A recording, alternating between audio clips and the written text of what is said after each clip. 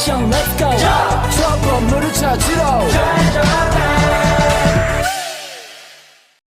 Kelas A pada IP address memiliki net ID sepanjang 8 bit dan host ID sepanjang 24 bit.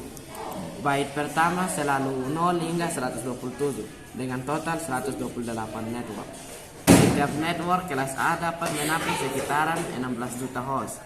Alamat IP kelas A digunakan untuk jaringan dengan jumlah host yang besar. Nilai XXX dalam alamat IP berkisaran antara 0 hingga 225.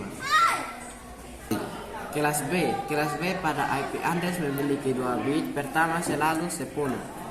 Byte pertama berkisaran antara 128 hingga 191. Network ID terdiri dari 16 bit pertama, sedangkan host ID terdiri dari 16 bit sisanya. Terdapat total 65.255 network dalam kelas B.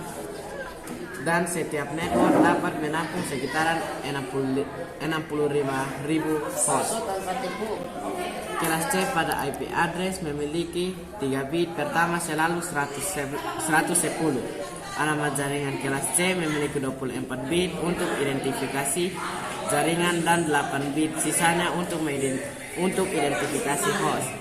Terdapat lebih dari 2 juta jaringan kelas C dalam kurung 32 kali 256 kali 256 yang berada dalam rentang alamat antara 192.0.0.xxx hingga 223.255.255.xxx. Setiap jaringan kelas C hanya mampu menampung sekitaran 256 host.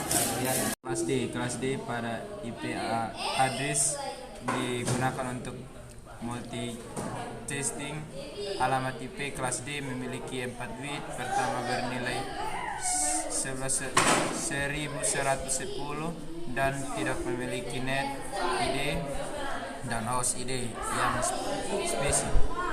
Rentang bit pertama adalah 224 sampai 247 dan bit-bit berikutnya ditentukan sesuai kebutuhan grup multi-testing.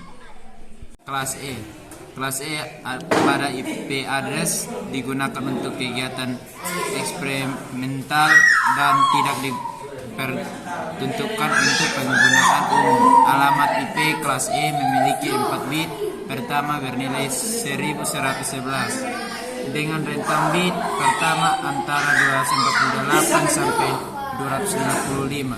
Kelas E tidak luas digunakan dalam instruktur jaringan yang ada. Sudah.